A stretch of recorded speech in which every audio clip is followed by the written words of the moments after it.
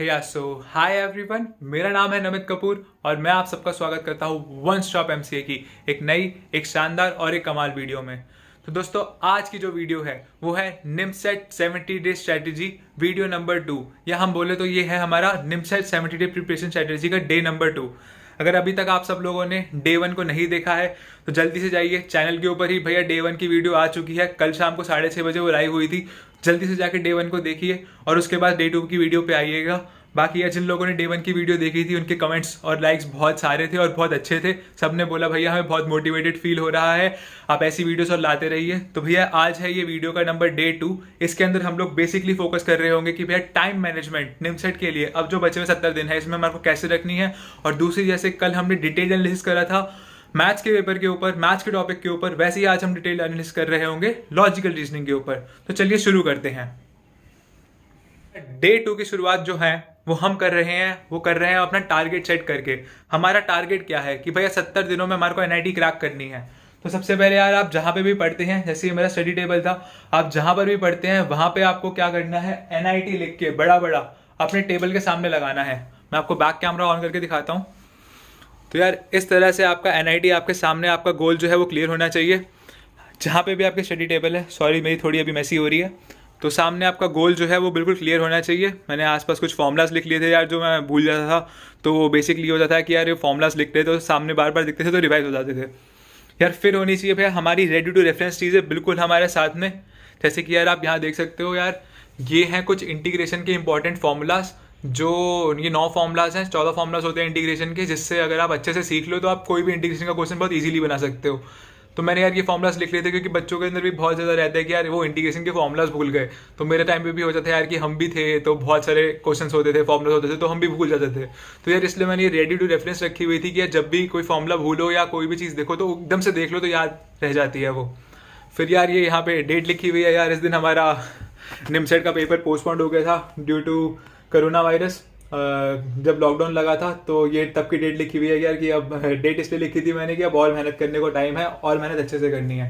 फिर यार एक तुम्हारे पास कैलेंडर मेंटेन रहना चाहिए जिसमें तुम अपने डे का काउंट रख रहे हो, या तुमने किस दिन क्या करा है, किस दिन कैसे पढ़ा है और उसको कट कर रहे हो। ये सितंबर का है 2020 वाला। उसके बाद अक्टूबर में था यार, लास्ट पेपर हमारा 28 अक्टूबर को था, वो था महाराष्ट्र सीईटी का।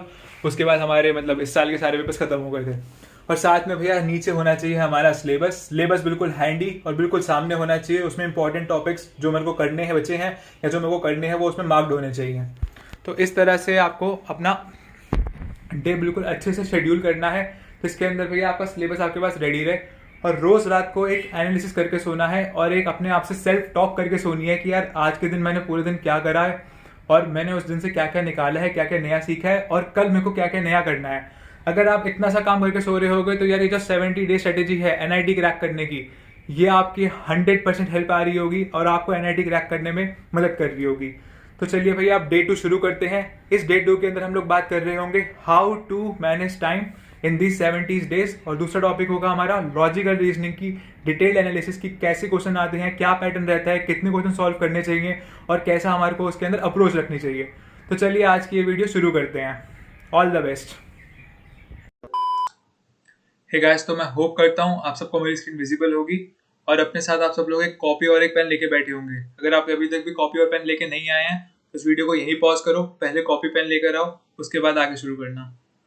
तो चलिए हम लोग शुरू करते हैं। तो यार सबसे पहली चीज़ और सबसे इंपॉर्टेंट चीज़ जो मुझसे बहुत सारे लोगों ने पूछी थी वो है भैया टाइम मैनेजमेंट, कि इन 70 डेज के अंदर हमारा टाइम मैनेजमेंट क्या रहना चाहिए और हमारे को कैसे टाइम को मैनेज करना है। तो यार सबसे पहले यार कुछ बच्चे बोलते हैं कि भैया हम लोग 6 घंटे पढ़ते हैं दिन का, या भैया हम तो 8-8 घंटे पढ़ते हैं, 6 घंटे पढ़ लिए, 8-8 घंटे पढ़ लिए। तो यार मेरे मेरे मानना यह है कि यार 6 घंटे 8 घंटे ऐसे पढ़ने से कुछ यूज़ नहीं होता है जब तक भैया आप कुछ प्रोडक्टिव ना निकाल पाओ उन 6-8 घंटे से। तो यार अगर आप मुझसे पूछोगे टाइम मैनेजमेंट का तो मैं ये सजेस्ट करूंगा कि चाहे भैया आप आधा घंटा पढ़ो, 2 घंटे पढ़ो या 3 घंटे पढ़ो, पर इस आधे 2 या 3 घंटे में ऐसा करो कि अगर आपने एक टॉपिक उठाया है, जैसे सपोज करो यार मैंने वेक्टर्स का टॉपिक उठाया है, तो वेक्टर्स के टॉपिक में मेरे पास क्या क्या आता है कि भैया 2D वेक्टर्स हमारे जितने भी हैं उसके अंदर हमारे पास मेजर हो जाएगा भाई डॉट प्रोडक्ट के क्वेश्चन हो गए, क्रॉस प्रोडक्ट के क्वेश्चन हो गए, मेजर कॉन्सेप्ट यही है। या फिर भैया इंक्लिनेशन ऑफ अ वेक्टर हो गया ऑन एन अदर वेक्टर। फिर अगर ये मेजर 3-4 पॉइंट्स हैं, अगर मेरे ये कवर हो गए, उसके बाद मेरे को क्या करना है भैया, सबसे पहले उठाने हैं मेरे को प्रीवियस ईयर के क्वेश्चन पेपर्स। ये 3-4 पॉइंट्स जो बेसिक उसके थे रिवाइज करने के बाद फॉर्मूलाज मैं उठाऊंगा भैया प्रीवियस ईयर के पेपर्स, और प्रीवियस ईयर के पेपर्स में देखूंगा मुझसे क्वेश्चन बन रहे हैं नहीं बन रहे हैं। अगर मुझसे क्वेश्चन बन रहे हैं तो भैया मेरा वो टॉपिक थोड़ा स्ट्रॉन्ग है, मेरी उस टॉपिक पे कमांड है, तो भैया मेरे को अब उस टॉपिक पे इतना टाइम इन्वेस्ट करने की जरूरत नहीं है। पर अगर मुझसे प्रीवियस ईयर का एक भी क्वेश्चन नहीं बन पा रहा है तो वो मेरा टॉपिक अभी वीक है, तो मेरे को पहले बेस बुक उठानी है, मैं बेस बुक उठाऊंगा, उसमें से कुछ क्वेश्चन प्रैक्टिस करूंगा, उनके सोल्यूशन देखूंगा नहीं बनेंगे तो, और उसके बाद प्रीवियस ईयर पेपर्स के ऊपर आऊंगा उन्हें सॉल्व करने के लिए। तो मेरी ये स्ट्रैटेजी रहती है कि यार तुम ये मत बोलो कि यार हमारे को 7 घंटे पढ़ना है या 8 घंटे पढ़ना है, क्योंकि यार ये घंटे पढ़ने के हिसाब से ये होता है कि यार हम बुक के आगे बैठे हैं, कॉपी आगे बैठे हैं, अरे यार इतनी देर हो गई, चलो अब यार बाहर घुमाते हैं, अरे 5 घंटे हो गए यार अब तो उठना पड़ेगा। ऐसी चीज नहीं करनी है हमारे को। अगर हम टॉपिक उठा के बैठे हैं, फिर अगर वो टॉपिक कंप्लीट नहीं हो रहा तो उसे कंप्लीट करे बिना हमारे को उठना नहीं है। हमारे को इस तरह से टाइम मैनेजमेंट करनी है। साथ ही साथ यार एक और इम्पोर्टेंट सबसे ज्यादा चीज है जो मैं आपको बोलना चाहूंगा भैया, प्रीवियस पेपर्स आपको करने हैं। इसको अब भैया आप हुक एंड क्रुक मानो या कुछ भी मानो, प्रीवियस ईयर पेपर्स करने ही करने हैं, चाहे जैसे मर्जी करें हम लोग, राइट। तो सबसे बेस्ट चीज है इसके लिए भैया कि प्रीवियस ईयर पेपर्स को आप लोग रात के टाइम सॉल्व कर रहे हो, क्योंकि रात के टाइम ऐसा होता है कि अगर हमसे पेपर नहीं भी बन रहा तो हम उसे सर्च करेंगे, कुछ ढूंढेंगे या कुछ करेंगे, ऑनलाइन उसकी ट्रिक देखेंगे तो यार वो रात को हमारे दिमाग में चलता रहेगा। हम लोग रात को भाई बहुत टाइम इन्वेस्ट कर देते हैं फोन के ऊपर, चलो यार रात हो रही है सोने लगे हैं, चलो कुछ मेरे मजे के लिए भाई यूट्यूब पे देख लिया या कुछ और देख लिया। तो यार वही चीज ना, जैसे कि मेरे को बीच में हो गया था, मैं ब्लॉग्स बहुत देखता था, फिर मोटर ब्लॉग्स देख रहा हूँ कि वो यार लद्दाख जा रहे हैं, स्पीति वैली जा रहे हैं, तो रात में यार वही दिमाग में घूमता रहता है कि लद्दाख जाना है, स्पीति वैली जाना है। तो उस चीज को थोड़ा चेंज करना है हमारे को। अगर हम रात को प्रीवियस पेपर्स पे ध्यान देंगे तो इससे यार एक तो चीज ये होगी कि हमारे को जो क्वेश्चन नहीं आते उनकी ट्रिक्स पता लग जाएंगी और वो हम नई चीजों में इंप्लीमेंट कर पाएंगे। साथ ही ये होगा कि यार हमारे पास अभी भी जो 69 डेज का टाइम बच गया है उसके अंदर हम लोग यार इन प्रीवियस ईयर पेपर्स को रोज रात को अगर थोड़ा थोड़ा भी शुरू करेंगे। मैं ये नहीं कहता कि यार आप एक ही रात को बैठो और पूरे 120 के 120 क्वेश्चन लगा दो। आप एक दिन हो सकता है यार मैथ्स का उठाओ तो मैथ्स के 50 से 20 क्वेश्चन करो, लॉजिकल रीजनिंग के 40 में 10 क्वेश्चन करो, 20 क्वेश्चन करो। पर इससे आपको ये होगा कि यार आपकी एक हैबिट बनेगी, आपको हैबिट में आएगा कि पेपर सॉल्व कैसे करना है। आप धीरे धीरे जब एक ही क्वेश्चन को बार बार कर लोगे तो आपको पता लगेगा इसको मैं अपनी स्पीड कैसे इंक्रीज कर सकता हूँ। तो इस तरह से आप लोग कुछ कुछ चीजों में टाइम इन्वेस्ट करके पूरा अच्छे से टाइम मैनेजमेंट कर सकते हैं। बाकी यार revision is the must thing, revision is the must do. यार रिवीजन तो हमारे को करनी ही करनी है, क्योंकि बहुत बार ऐसा होता है कि यार बचपन से हम ये सारे कॉन्सेप्ट पढ़ रहे हैं पर भैया रिवीजन नहीं थी तो हम लोग चीजें भूल रहे थे। तो भैया जो भी पढ़ा है, चाहे आपने पूरे दिन में एक पेज पढ़ा है या आपने 100 पेजेस पढ़े हैं, उस चीज की रिवीजन जरूरी है। और फॉर्मुलाज की रिवीजन के लिए तो भैया ये स्ट्रेटेजी रहती है कि आप एक ब्लैंक पेज उठा लो, एक कॉपी का खाली पेज उठा लो या कॉपी के पीछे लिखना शुरू कर दो और जितने फॉर्मुलाज आपको अच्छे से याद है, सलीके से याद है, उन सारे फॉर्मुलाज को पीछे लिख लो। उसके बाद अगर आप कोई फॉर्मुला भूल दो तो आपको बुक खोलनी है। अगर आप बुक खोल के फॉर्मुला रिवाइज करोगे तो ये होगा यार आपको सामने दिखता रहेगा, अच्छा भैया ये sine square x plus cos square x plus equal to 1 का फॉर्मुला है, अच्छा यार इसका टैन का भी होता है, कॉस का भी होता है। तो यार ये आपको बुक खोल के नहीं देखना है, आप इसको बुक को बंद करके देखना है, क्योंकि ट्रिग्नोमेट्री में इंटीग्रेशन में बहुत सारे फॉर्मुलाज हैं। तो उनको आप जितना रिवीजन करोगे, या जैसे मैंने रेडी रेफरेंस आपको दिखाया कि यार यहाँ पे रेडी रेफरेंस अपने पास बना के रखवा लो कि आपको बार बार बुक ना खोलनी पड़े फॉर्मुला देखने के लिए। आपको फॉर्मुला यूज करना है, आपको बिल्कुल सामने हो, जितनी बार आप उसको दिन में देखोगे आपको उतनी बार वो याद होता रहेगा। तो अगर आप इस स्ट्रेटेजी से चलोगे कि भैया ये नहीं कि हम 6 से 8 घंटे पढ़ते हैं भैया या कुछ और करते हैं, ये चीज बिल्कुल छोड़ के आपको चाहे आप आधे घंटे 2 घंटे या 3 घंटे का टाइम इन्वेस्ट कर रहे हो, पर आपको अपना टॉपिक खत्म करके उठना है। इससे यार दो चीजें अच्छी होगी, एक तो भैया आपको सबसे पहले टॉपिक खत्म हो रहा होगा और दूसरी चीज ये हो रही होगी कि आपको एक पॉजिटिविटी आ रही होगी कि यार हाँ मैं एक टॉपिक करके उठाऊं। निमसेट के अंदर ज्यादा टॉपिक्स नहीं है। अब अगर अभी अच्छे से मैथ सेक्शन और सिर्फ एलआर सेक्शन प्रिपेयर कर लेते हो तो यार कंप्यूटर साइंस सेक्शन के लिए मैं आपके लिए बहुत अच्छी वीडियोस लेके आ रहा हूँ, जिसमें मैं आपको क्रक्स और बिल्कुल प्रिसाइज कंटेंट दे रहा हूँ कि आपको कंप्यूटर साइंस पढ़ने के लिए क्या जरूरत है कि आपको 80 नंबर में से 60 से 70 नंबर बना के निकल जाओ। तो अभी का जो टाइम है आपको मैथ्स और एलआर पे फोकस करना है। तो इसी के साथ यार अब टाइम मैनेजमेंट वाली बात को हम लोग यहाँ पे एंड करते हैं। कोई भी डाउट है, किसी के साथ टाइम मैनेज ना हो रहा हो तो यार वो हमारे से इंस्टा पे या टेलीग्राम पे बात कर सकता है, हम उसकी हेल्प करेंगे, उसको सोल्यूशन प्रोवाइड करेंगे कि यार अगर आप बिल्कुल ही बेस पे कर रहे हो तो आपको कैसे काम करना है। बाकी जो लोग बिल्कुल बेस से कर रहे हैं वो तो यही करें यार कि 4 से 5 घंटे का अप्रॉक्स टाइम बेसिक काम करने में लगाएं, उसके बाद पेपर एनालिसिस में वो टाइम दें। और ये हैबिट तो सबको ही बनानी है कंपल्सरीली कि रात को एक प्रीवियस ईयर पेपर सॉल्व करना ही करना है, राइट। तो इसी के साथ ये टाइम मैनेजमेंट को ओवर करते हैं यहाँ पे, और अब हम मूव करते हैं अपने डिटेल्ड एनालिसिस किसके ऊपर, लॉजिकल रीजनिंग के ऊपर। हाँ तो यार दोस्तों अब हम आ गए हैं लॉजिकल रीजनिंग के ऊपर। सबसे पहले हम लोग देखेंगे लॉजिकल रीजनिंग का 2020 का पेपर का एनालिसिस। अब हम लोग नीचे मूव करें इसमें तो यार हमारे पास आता है भैया कि किस तरह के क्वेश्चंस हैं और क्या क्या रहता है। सबसे पहले भैया क्वांटिटेटिव एप्टीट्यूड की बात करें तो 2020 का जो पेपर था यार वो बाकी सारे पेपर्स 2013 से लेकर 2019 के पेपर्स के पैटर्न से बहुत अलग था। अगर हम लोग पहले के पेपर्स की बात करें तो यार वहाँ पे क्वांटिटेटिव रीजनिंग और रीजनिंग के साथ जो पजल्स होती थी वो 50-50% के रेशो में डिवाइडेड थी, अगर आप 2013 से लेकर 2019 तक की बात करो तो। लेकिन भैया जो 2020 का पेपर था वो थोड़ा सा अलग था, इसमें भाई क्वांट के क्वेश्चन थोड़े ज़्यादा देखे गए थे। भाई 15 क्वेश्चन जो थे ऑन एन एवरेज क्वांट के थे, 10 क्वेश्चन रीजनिंग के थे और 15 क्वेश्चन पजल्स के थे। तो बच्चे इन चीज़ों में बहुत कंफ्यूज रहते हैं कि भैया रीजनिंग क्वांट और पजल्स को कैसे करें, जबकि मैं बोलता हूँ ये सबसे ईजी पार्ट है, सबसे ज़्यादा स्कोरिंग पार्ट है। क्या जो 240 नंबर हैं वो आपको क्वांट और रीजनिंग और पजल से बहुत इजीली आप लोग बना सकते हो। अगर यार हम लोग देखें तो इसमें भी प्रीवियस के क्वेश्चंस रिपीट होते हैं। जी हाँ बिल्कुल, मैथ्स में तो क्वेश्चंस रिपीट होते ही होते हैं। अगर आपको बताऊं तो क्वांट, रीजनिंग और पजल्स में प्रीवियस के बहुत सारे क्वेश्चंस रिपीट होते हैं। अगर हम 2020 के पेपर की बात करें तो यार उसमें भी 2018 का एक क्वेश्चन रिपीट था, 2017 से भी एक क्वेश्चन रिपीट था और ऐसे ही 2015 से भी मैं एमएस कर रहा हूँ तो ऐसे कोई क्वेश्चन रिपीट था। तो ये जो पार्ट होता है यार ये बहुत ईजी होता है। अब अगर आप लोग बात करें यार कि क्वांट के अंदर क्या क्या टॉपिक्स आते हैं, तो क्वांट के अंदर आपका आते हैं कि जैसे टाइम एंड डिस्टेंस के मैनेजमेंट क्वेश्चंस के, या क्लॉक मैनेजमेंट क्वेश्चंस आ जाते हैं आपके पास इसके अंदर, या भैया प्रॉफिट एंड लॉस के क्वेश्चंस आ जाते हैं, या इस तरह के जो क्वेश्चंस हमारे क्वांटिटेटिव रिलेटेड होते हैं, प्रॉफिट एंड लॉस हो गया, कुछ भी हो गया, ये सारा आपको जो पार्ट है क्वांट के अंदर आता है। फिर आता है भैया रीजनिंग का पार्ट। रीजनिंग में क्या आ गया कि ब्लड रिलेशन के क्वेश्चन आ गए, या भैया कोई पैटर्न सॉल्विंग के क्वेश्चन है कि यार एबीसीडी दे रखा है तो यार इसका क्या होगा, या अर्थ को अगर हम लोग कुछ और लिखते हैं यहाँ पे अंदर, या जैसे कि यार cat is equal to dog है या कुछ ये है, तो यार सिनोनिम्स के क्वेश्चन कुछ ऐसे हो गए। इस तरह के टाइप के क्वेश्चन इस समय बनते हैं। और फिर भाई आती है पजल्स। पजल्स में जैसे मैंने आपको बताया कि पजल में आपको एक पूरा पैराग्राफ दिया होता है या कुछ 7 से 8 लाइनें होती हैं, कभी कभी तो छोटे भी आते हैं कि 3-4 लाइनें दे रखी होती है और आपको उसके नीचे गिवन 2-3 क्वेश्चन को सॉल्व करना होता है। तो इस तरह से इसमें डिवीजन रहता है। बाकी यार जितना भी स्कोरिंग होता है, पजल्स बहुत स्कोरिंग होते हैं। मुझे पता है कि यार इसमें आपको 2-3 मिनट का टाइम इन्वेस्ट करना पड़ता है करने के लिए, लेकिन ये जो पजल्स होती हैं बहुत स्कोरिंग होती हैं। आप 2-3 मिनट का टाइम लगाते हो तो इसके अंदर यार आप इसके नीचे मोस्टली 4 से 5 क्वेश्चन होते हैं। निमसेट के अंदर तो चलो ये थोड़ा पैटर्न चेंज था कि 2 से 3 क्वेश्चन इसके अंदर अवेलेबल थे, पर नॉर्मली जो उसमें देखा गया है उसके अंदर ये होता है कि यार इसके अंदर ज़्यादा क्वेश्चन हमारे पास अवेलेबल रहते हैं। जैसे 4 से 5 क्वेश्चन हमारे को पहले के टाइम देखने को मिल जाते थे। फिर अगर कोई पजल्स पे कमांड कर ले तो वो बहुत इजीली इनके क्वेश्चन बना सकते हैं। अब आप देखो on an average 15 question puzzle के हैं 40 में से, और नॉर्मली अगर हम पहले के पेपर्स की बात करें 2019 का उठा लो, 2018 का उठा लो, तो भैया वहाँ पे तो 50-50% रेशो में ही था भैया कि पजल्स जो थी वो 50% थी और रीजनिंग और क्वांटिटेटिव एप्टीट्यूड 50% का कंट्रीब्यूट कर रहा होता था। साथ ही यार रीजनिंग के क्वेश्चंस जो होते हैं बहुत इजी होते हैं। अगर आपने बचपन में दिया हो पीएससी का paper, PSC problem solving assessment का, तो उसमें जो क्वेश्चन होते थे कि यार ये बंदा है, इसको बेसिक क्वेश्चन होगा, बेसिक से ब्रिज क्रॉस करने के क्वेश्चन कि यार ये यहाँ पे ऐसे इतनी देर लगा रही है, ये उतनी देर लगा रहा है, या खाना बनाने के क्वेश्चन थे कि यार इसको इतनी देर बनने में लग रही है। तो बहुत बेसिक चीजों पे ना वर्क करवाते हैं। तो अगर आप एक ओपन माइंड के साथ करते हो तो आप बहुत इजीली कुछ क्वेश्चन बना के निकल जाते हो। तो अगर मैं बात करूँ आपसे, ये है हमारा 2020 का पेपर ही है, ये हमारा निमसेट का, ये मेरे एक फ्रेंड का पेपर है।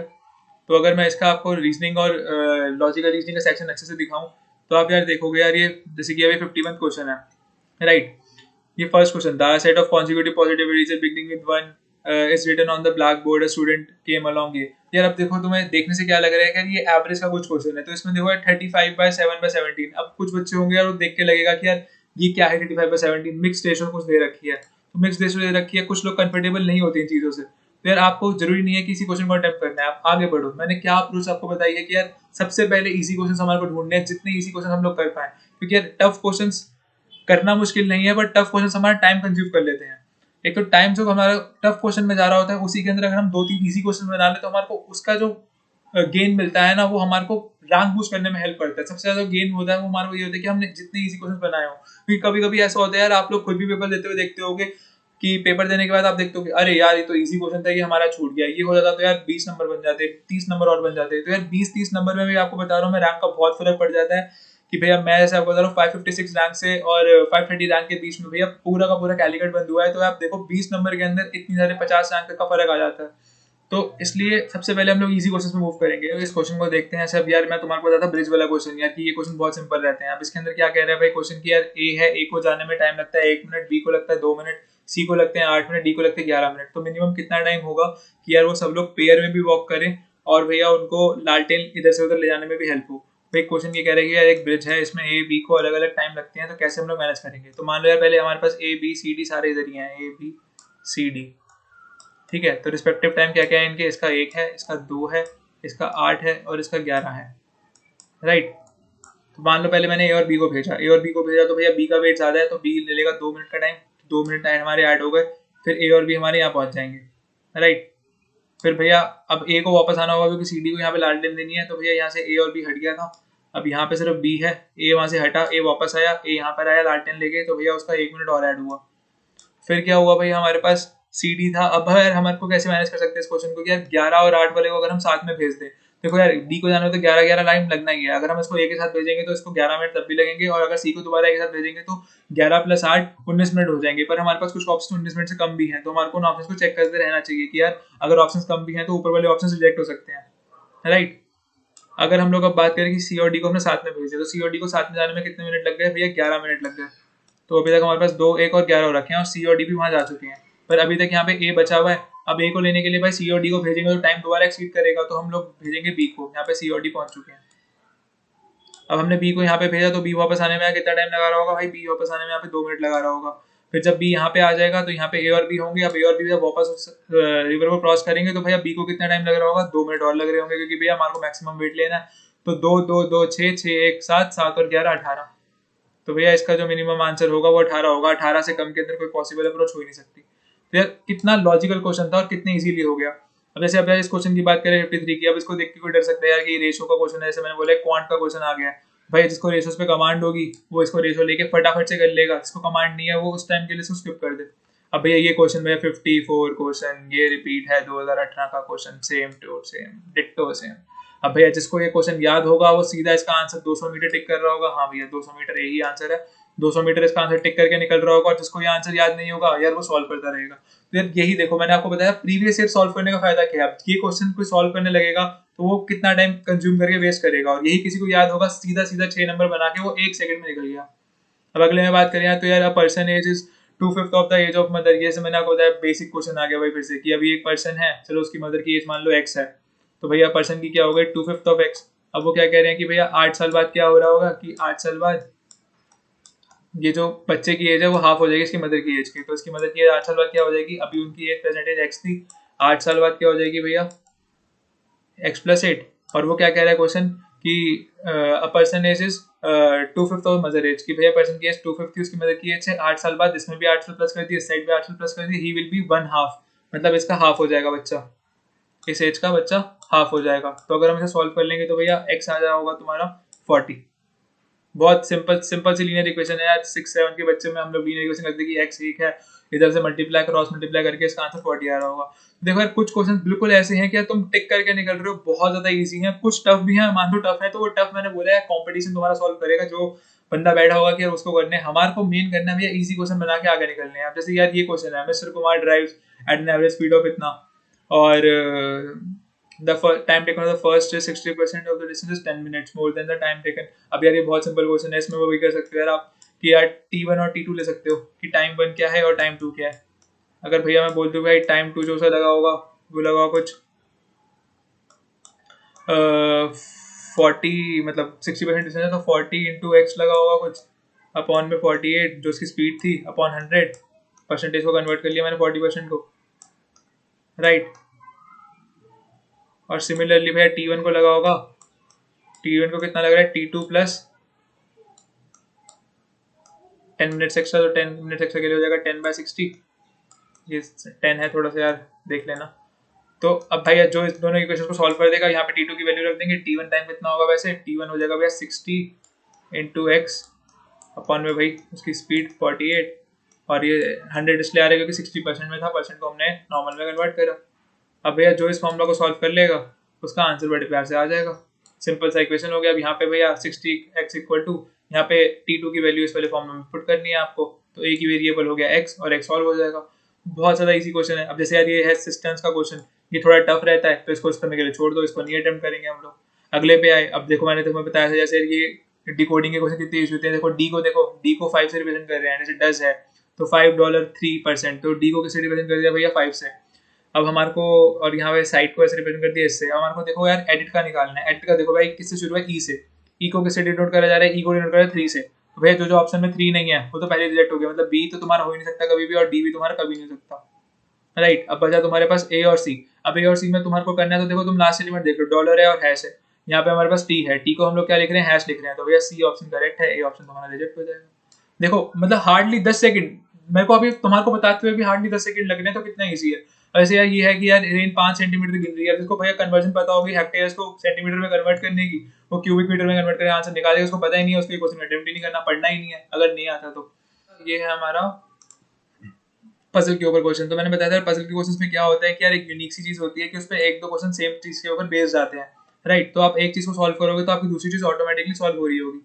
तो चलो यार क्वेश्चन क्या कह रहा है कि यार देख लेते हैं इसमें जल्दी से कि भैया ए और एच है, ए और एच के अंदर अच्छा 8 फ्रेंड्स हैं ए से लेके एच तक के। अच्छा वो एक सर्कुलर टेबल पे बैठे हुए हैं, चलो एक सर्कुलर टेबल बना लेते हैं भाई हम लोग। ये हमारी सर्कुलर टेबल हो गई, ठीक है। They sets belong to X and, अच्छा 2 टीम्स हैं उसके अंदर एक्स और वाई की, no 2% of same team adjacent. अच्छा मतलब कि अगर यहाँ पे एक्स एक्स वाई के एक्स एक्स के लोग बैठ रहे हैं तो वाई वाई के लोग यहाँ पे नहीं बैठेंगे। तो इसके अंदर चलो कलर चेंज कर लेते हैं हम लोग जल्दी से, ये कलर ले लेते हैं। तो भैया यहाँ पे वाई के लोग बैठ रहे होंगे अगर वहाँ पे एक्स के बैठते हैं। तो वो क्या कह रहे हैं यार, A sits either opposite to D not to H. Okay A जो है ना तो neither sits opposite to D nor H. यार अभी हमारे को डी और एच के ए के मतलब इन पोजीशन के बारे में नहीं पता, इसको छोड़ देते हैं, अगली चीज पढ़ते हैं। But it is sitting between C and G. अच्छा ये जो है हमारे को पता लगा सी और डी के बीच में बैठ रहा है। तो ये अगर हमारा सी और डी के बीच में बैठ रहा है तो यार ए को अगर मैं यहाँ बिठा रहा हूँ तो मेरा, चलो मैं सपोज कर लेता हूँ यहाँ पे सी और जी हो सकता है और यहाँ पे भी सी और जी हो सकता है, किसी एक जगह पे सी और जी होगा। अगली कंडीशन पहले B sits neither opposite to A not to G but is sitting between F and D. अच्छा जो भैया बी है ना तो सी के ऑपोजिट आएगा ना जी के ऑपोजिट आएगा, लेकिन एफ और डी के बीच में आएगा। तो लेट अस सपोज मैं कर लेता हूँ कि अभी मैंने बी को यहाँ बिठा दिया कि वो इस वाले ए के ऑपोजिट नहीं आ सकता और एफ और डी के बीच में आएगा। तो एफ और डी को अगर मैं यहाँ प्लेस कर दूँ और यहाँ प्लेस कर दूँ, ये पॉसिबिलिटी यहाँ पे भी हो सकती है कि मैं बी को यहाँ रख दूँ, एफ और डी को यहाँ पे प्लेस कर दूँ। अभी मैं जैसे अज्यूम कर रहा हूँ। उसके बाद वो कह रहा है B and H belong to team X and D sits opposite to E. अच्छा तो भैया वो कह रहा है कि डी जो है ऑपोजिट बैठ रहा है बी के। तो यार ये तो यहाँ पे डी यहाँ बैठ नहीं सकते क्योंकि यहाँ पे ऑपोजिट में ए है, तो यहाँ पे एफ आ जाएगा टाइम बिंग, और यहाँ एफ की जगह हम लोग लगा देंगे डी अपना। अगर मैं एफ की जगह यहाँ पे डी लगा रहा हूँ तो क्या हो रहा होगा यार, डी के ऑपोजिट बैठ रहा है ई, और वो क्या बोल रहा है कि यार B and H belong to team X. अब भैया एच को बिठाने की क्योंकि हमारे पास जगह है तो सिर्फ ये जगह है क्योंकि भैया वो सेम टीम पे एक्स को बिलोंग करते हैं। तो एक्स वाला बंदा जो था वो पर्पल जगह पे बैठ सकता था, ये हमारा आ गया एच, राइट। तो एक तरीके से हमारा चार्ट थोड़ा कंप्लीट होता दिख रहा है। और उसने एक चीज और बोली थी यहाँ पे, B sits neither opposite to A not to G. अगर जी के साथ भी नहीं बैठता तो भैया जो जी है वो यहाँ पे नहीं आ रहा होगा, जी फिर यहाँ आ रहा होगा, और जो सी है हमारा यहाँ होगा। तो ये हमारा हो जाएगा सी, ये हमारा क्या हो जाएगा, ये हमारा हो जाएगा सी हो जाएगा। अब क्वेश्चन क्या कह रहा है, who are the members of team X. तो अगर हम टीम एक्स के मेंबर्स की बात करें तो यार एच बी एच कैसे निकाला है, बी और एच जो है वो एक्स टीम के मेंबर हैं। तो भैया बी एच जिसमें है तो भाई ये देखो इसमें बी एच नहीं था, इसको पहले ही हटा दिया। उसके बाद बी एच है हमारे पास, क्या वो दिख रहा है सी जी। अब देखो यार जब तुमने एक बार डायग्राम बना लिया, डायग्राम बनाने में 2 मिनट इन्वेस्ट हुए पर आंसर निकालने में बिल्कुल टाइम मिलेगा, ये तुमने टिक कर दिया। अब वो बोल रहा है भैया who are sitting adjacent to E. भैया ई के आसपास कौन बैठ रहे हैं, तो भैया ई के आसपास कौन बैठ रहा है, एक सी बैठ रहा है और एक एच बैठ रहा है। तो भैया एच बैठ रहा है और सी बैठ रहा है, देखो फटाफट टिक हो रहे होंगे आंसर्स। इसी तरह भैया अब अगला क्वेश्चन अगर हम देखें तो यार ये भी उसी तरह का है। भाई 4 स्टूडेंट्स हैं, 30 मार्बल्स हैं, तो इसको भी तुम पढ़ के स्टेटमेंट बना के सॉल्व कर सकते हो। सेम देखो मैंने बताया था यार पजल क्वेश्चन है तो पजल क्वेश्चन का एक बार सॉल्व करोगे तो देखो 2 क्वेश्चन तुम्हारे पास इसमें भी दिख गए। तो ये बहुत इजी चीज होती है और बहुत इजीली हो जाती है। देखो एक और पजल का क्वेश्चन आ गया। पजल की वेटेज भाई 50% रहती है, निमसेट में भाई थोड़ी सी 15 क्वेश्चन थे, नहीं तो अप्रॉक्सीमेटली 40 से 20% पजल के होते हैं और वो एक दूसरे कनेक्टेड होते हैं, राइट। ये हो गया। अब यार ये वाली जो चीज है फिल इन द सीरीज। अब सीरीज को फिल करने के लिए आप ए से लेके बी जेड तक की काउंटिंग मतलब अल्फाबेट्स को फटाफट से लिख सकते हो और उसके बाद पैटर्न मैच कर सकते हो। तो यार ये कुछ ऐसे क्वेश्चन है बहुत जल्दी हो रहे होंगे। अब ये देखो यार, pointing to a gentleman who once said his only brother is the father of my grandfather's father। अब यार इसमें ब्लड रिलेशन का क्वेश्चन है। अब इसमें भैया his only brother is father of my grandfather's father। तो यार इसको सॉल्व करेंगे तो यार हमारे को इसके अंदर हायरार्की बनानी पड़ेगी। यार ये मोहन है तो ये उसके पापा हैं, ये पापा हैं, ये ग्रैंडफादर है और उसका वो ओनली भाई है। भाई उसको क्या लग रहे होंगे, अगर ओनली भाई है तो यार यहाँ पे चाचा मामा नहीं बोल सकते, तो इसके अंदर हम लोग रिलेशन बोलते हैं अंकल का। भैया ये उसके अंकल लग रहे होंगे, तो क्या आंसर हो जाएगा, सी आंसर हो जाएगा। इसको टिक करके आगे बढ़ेंगे। तो कुछ इस तरह के क्वेश्चन है। अब जैसे यार ये Maya inform for the bus of the last stop. अब यार ये क्वेश्चन भी 2018 में एक रिपीट था, उसमें शायद डॉक्टर के लिए कोई क्वेश्चन था ऐसा। अब ये क्वेश्चन देख लें यार, अगर हम लोग का टोटल ऑफ 324 रुपीज नोट्स 20 और 50 रुपए के मतलब 324 नोट्स हैं जिसके सब मिला के इतना हो रहा है। तो यार ये क्वेश्चन वही लीनियर इक्वेशन इन 2 वेरिएबल हो गया कि भैया एक्स मान लो एक्स नोट है 20 के, वाई नोट है तुम्हारे 50 के, तो इसका सम जो है वो भैया कितने हैं 324 दे रखा है। दूसरा का एक्स क्या बन जाएगा कि भैया 20x plus 50y, 20x plus 50y जो है वो तुम्हारा किसके इक्वल है, 12450 के इक्वल है। तो तुम देख रहे हो, अब इन दोनों इक्वेशन को तुम सॉल्व कर लोगे। अब कोई सॉल्व करने के लिए भाई पूरी मेहनत लगाएगा और एक बंदा होगा जो ऑप्शन सेटिस्फाई करके देख लेगा। तो ऑप्शन सेटिस्फाई करके देखेंगे तो शायद इसका आंसर आता था यार कि इसमें जो y होता था वो तुम्हारा कुछ आता था, कोई एग्जैक्टली याद नहीं है, 199 कुछ आता था शायद, और जो तुम्हारा x आता था वो आता था 125। पर ये क्वेश्चन करा हुआ था और इजी था, हो गया था। अब यार ये देखो यार, ये तो सबसे इजी क्वेश्चन है क्या, डिस्टेंस का वो क्या कहते हैं, डायरेक्शन सेंस का क्वेश्चन है। भैया लोग डायरेक्शन में कंफ्यूज होते हैं तो डायरेक्शन यूज याद रखने का फॉर्मूला तो बताता हूँ। भैया नॉर्थ सबको पता है, नॉर्थ इंडिया वाले ऊपर, साउथ इंडिया में अपना कैलीकट। अब भैया वेस्ट और ईस्ट में लोग बहुत कंफ्यूज होते हैं, तो यार वेस्ट और ईस्ट की कंफ्यूजन हटाने के लिए तुम याद रखो वेस्ट बंगाल। बंगाल के दो पार्ट थे, एक बांग्लादेश बन गया था जो उसका ईस्ट पार्ट था, और एक वेस्ट पार्ट था वो वेस्ट बंगाल के नाम से आ गया। तो वेस्ट का मतलब भैया हो गया हमेशा लेफ्ट की तरफ। भैया ये हो गया वेस्ट बंगाल और ये हो गया हमारा ईस्ट। ईस्ट में हमारा आसाम है, सूरज निकलता है। तो इस तरह से आप डायरेक्शन सेंस को अच्छे से याद रख सकते हो। फिर यार ये कुछ पैटर्न वाले क्वेश्चन आते हैं, कभी तो मुश्किल होते हैं कभी इजी होते हैं, तो इसको इतना ध्यान नहीं देते, इसको छोड़ देते हैं। अभी जैसे हमने ऊपर इजी क्वेश्चंस करे वैसे तरह के इजी क्वेश्चंस, अब ये क्वेश्चंस होते हैं, ये भी बहुत अच्छे होते हैं। इस पे एक क्वेश्चन के ऊपर बहुत सारे क्वेश्चंस आते हैं, पर वही बात है थोड़े टाइम कंज्यूमिंग हो जाते हैं कभी कभी, तो बच्चे इन्हें अवॉइड करते हैं। तो इन क्वेश्चंस को अभी के लिए आप लोग छोड़ सकते हैं अगर आपका इतना आइडिया नहीं है। तो नीचे की तरफ मूव करते हैं। देखो यार वही क्वेश्चन आ गया कि एक सर्टेन लैंग्वेज में इसको ऐसे लिखते हैं, तो बताइए उसको कैसे लिखते होंगे। तो भाई उल्टा सीधा करके आपको देखना होगा, आंसर आ रहा होगा। सेम देखो ये एजेस वाला क्वेश्चन दोबारा आ गया, एवरेज इसकी इतनी है उसकी इतनी है, ऐसे ऊपर अभी एक इसका क्वेश्चन करा था। ये फिर से वही रेशो का ऊपर एक क्वेश्चन है। तो अगर आप क्वेश्चन देखो लॉजिकल रीजनिंग के तो बहुत इजीली डूएबल है, और अगर आप 30 मिनट तक का टाइम इसमें इन्वेस्ट करोगे तो आप बहुत इजीली इसमें 30 क्वेश्चन बना के निकल रहे हो। अगर वो 30 क्वेश्चन आपको 180 तक 180 क्या उससे भी ज्यादा तक नंबर दे रहे होंगे, मतलब 150 से 180 के बीच में नंबर दे रहे होंगे। बहुत ईजी क्वेश्चन है कुछ तो इसमें। अब इस तरह के क्वेश्चन टाइम लेते हैं, तो इनको इस तरह के क्वेश्चन को आप अवॉइड कर सकते हो फर्स्ट अटेम्प्ट में। अब भैया इसमें जैसे कि मिसिंग सीरीज निकालनी है, क्वेश्चन भी बहुत अच्छे होते हैं। इसमें प्लस माइनस करके कुछ हो रहा होता है। देखो इसमें कितने का डिफरेंस है, 2 का डिफरेंस है। इसमें कितने का डिफरेंस है यार, 4 का डिफरेंस है। इसमें कितने का डिफरेंस आ रहा है, 8 का डिफरेंस आ रहा है। तो यार हम देख रहे हैं 2 4 8, तो भैया 2 की पावर 1 है, 2 का स्क्वायर है, 2 की पावर 3 हो गई। तो भैया अब इसमें 16 ऐड होना चाहिए था, तो 16 ऐड होता तो 86 होता। अब अगर 86 है तो चलो 86 के बाद क्या ऐड होना चाहिए इसमें से, तो 32 ऐड होना चाहिए था, 2 की पावर 5। अगर 2 की पावर 5 करके अगली वाली टर्म बनती है 8 और 118, हाँ भैया 118 बन रही है। तो भैया 84 ही जो है वो गलत चीज़ है। चेक कर लेंगे आंसर, देखो ऑप्शन सी, बहुत सिंपल। अब कभी कभी लोगों को यार इन चीज़ों में दिक्कत भी होती है, कभी कभी ये मुश्किल भी आ जाते हैं, कभी कभी ईजी भी आ जाते हैं। तो इन क्वेश्चंस पर आपको ध्यान देना है। इनको पजल्स में दिक्कत आ रही है, पजल्स थोड़ा अवॉइड करो, और कि सिंगल जो एक नंबर के क्वेश्चन छुपे हुए हैं जिसमें तुम 6 नंबर बता सकते हो, मतलब एक लाइन के जो क्वेश्चन छुपे हुए हैं इनको अटेम्प्ट करने का ट्राई करना, राइट। इसी तरह से यार ये कुछ क्वेश्चन हो गए। फिर ये मिसिंग पैटर्न के आ गए भैया, इनमें थोड़ा टाइम लगता है और कुछ को मुश्किल लग सकते हैं, पर मोस्टली इजी होते हैं। जैसे यार ये क्वेश्चन है, देखो ये कितना इजी क्वेश्चन है, how many minimum number of colours will be required to paint all sides of a cube. भैया क्यूब बना के देख लिया फटाफट से कि क्यूब के अंदर भैया 6 फेसेस होते हैं। 6 में से अगर एडजेसेंट 3 के ऊपर अलग अलग रंग हो जाए तो सब पे अलग अलग कलर आ जाएगा। तो मतलब अगर मैं ऊपर नीचे ब्लू कर दूं, लेफ्ट राइट में येलो कर दूं और आगे पीछे मैं रेड कर दूं, सब पे अलग कलर आ जाएगा। तो मिनिमम 3 कलर चाहिए होंगे। Straightforward direct question take हो रहा है सिर्फ भैया 5-5 मिनट के गैप के, मतलब एक सेकंड के अंदर ये क्वेश्चन टिक हो रहे हैं। तो 5 मिनट में देखो आप इजीली टिक होने वाले कितने क्वेश्चन आप लोग बना चुके होगे। भैया ये क्वेश्चन फिर से रिपीट है, जब मेरे को ईयर याद नहीं है इसका, 2017 था या 2015 था, लेकिन ये क्वेश्चन रिपीट है। इसका आंसर 4 किलोमीटर होता है, बिल्कुल रिपीट क्वेश्चन है, डिट्टो, और वैल्यूज भी चेंज नहीं कर रखी है। ये चीज फायदा हो जाता है। ऐसी अब क्या ये क्वेश्चन आ गया भैया फिर से पजल के ऊपर। पजल पे देखो 2 क्वेश्चन होंगे, एक क्वेश्चन ये रहा, इसके एडिशन क्वेश्चन ये आ गया, फिर यहाँ से तुम्हारी कंप्यूटर सेक्शन शुरू हुआ, राइट। तो इसी तरह भाई अगर तुम लोग मेहनत करोगे इसके ऊपर, तो लॉजिकल रीजनिंग में मैं गारंटी देता हूँ कि यार तुम बहुत इजीली स्कोर कर पाओगे, और बहुत अच्छा स्कोर कर पाओगे, जिसमें तुम्हारा भैया 180 तक मार्क्स इसमें आ रहे होंगे। और अगर भाई तुम मैथ्स की स्ट्रेटेजी फॉलो करते रहोगे तो 350 से 400 नंबर तुम वहाँ बना रहे होगे। तो 350 नंबर वहाँ से 350 से 400 नंबर वहाँ बना लो, और 180 नंबर तक यहाँ बना लो। तुम इजीली भैया 500 प्लस स्कोर कर रहे हो, और 500 प्लस मैंने तुम्हारे को पिछले सारे पेपर्स का एनालिसिस करके बताया था, 500 प्लस एक सेफ स्कोर है कि भैया तुम्हारे को NIT मिल रही होगी। और भैया कंप्यूटर के लिए और इंग्लिश के लिए तो मेरे पास इतना कंटेंट नहीं है, लेकिन कंप्यूटर के लिए मैं आपको ऐसा कंटेंट ला रहा हूँ जो आपको कंप्यूटर में 60 से 70 क्वेश्चंस को बनाने में हेल्प कर रहा होगा।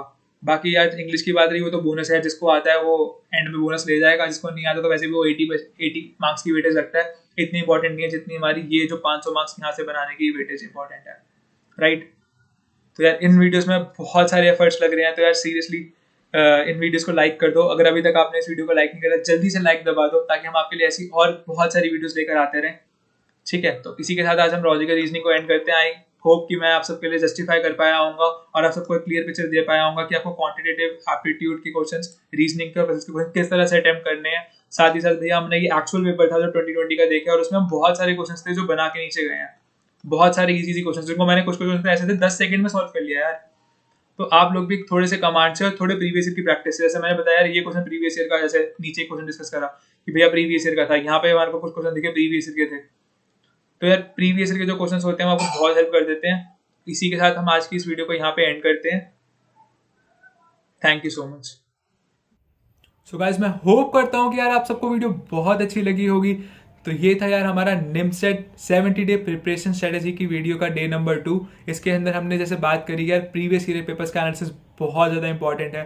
तो यार मैं आप सबसे रिक्वेस्ट करूंगा कि रोज़ रात को आपको एक प्रीवियस ईयर पेपर का एनालिसिस करके ही सोना है, चाहे आप जैसे मर्जी करें। अगर आपसे क्वेश्चन नहीं बनते हैं तो प्रीवियस पेपर्स के सारे आंसर्स ऑनलाइन अवेलेबल हैं, आप ऑनलाइन जाकर सर्च कर सकते हैं, हमसे पूछ सकते हैं, अपने फ्रेंड से पूछ सकते हैं। डाउट्स को यार डिस्कस करना है, क्योंकि कभी कभी ऐसा होता है कि यार अगर हम क्वेश्चन को सिर्फ सोल्यूशन देखते हैं तो उसकी ट्रिक पकड़ लेते हैं, तो उस ट्रिक को हम अगले पेपर से इंप्लीमेंट करवाते हैं। और रोज़ रात को करने का फायदा ये है कि अगर हम रात की चीज़ें करके सोएंगे तो वो पूरी रात दिमाग में रहेंगी और सुबह तक वो हमारे दिमाग में सेव हो चुकी होंगी।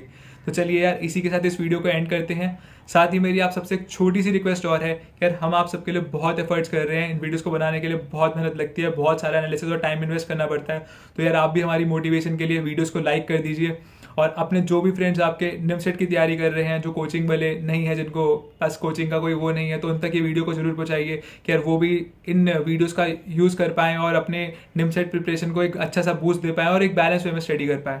तो चलिए यहाँ तक अगर आपने वीडियो को देख लिया है तो चैनल को सब्सक्राइब कर देना, वीडियो को लाइक करें बिल्कुल मत जाना। और कोई भी आपको डाउट्स हो या कोई भी आपके सजेशंस हो तो उसको कमेंट सेक्शन में ज़रूर लिखना। मैं खुद पर्सनली कुछ लोगों के कमेंट्स का रिप्लाई देता हूँ और हमारी टीम भी है वो एनालिसिस करती है। तो अगर आपको कोई डाउट भी हो किसी और चीज़ से रिलेटेड या निमसेट फॉर्म फिलिंग से रिलेटेड तो आप इंस्टाग्राम में, टेलीग्राम पर अपना स्क्रीनशॉट खींच के भेज सकते हैं। आपको टीम भी आंसर करेगी और मैं पर्सनली भी आंसर करूँगा।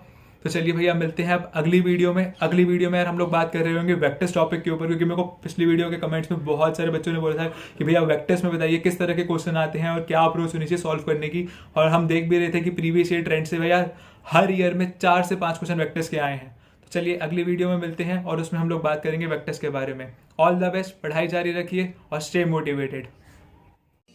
Closed doors, I'm a fool for your love.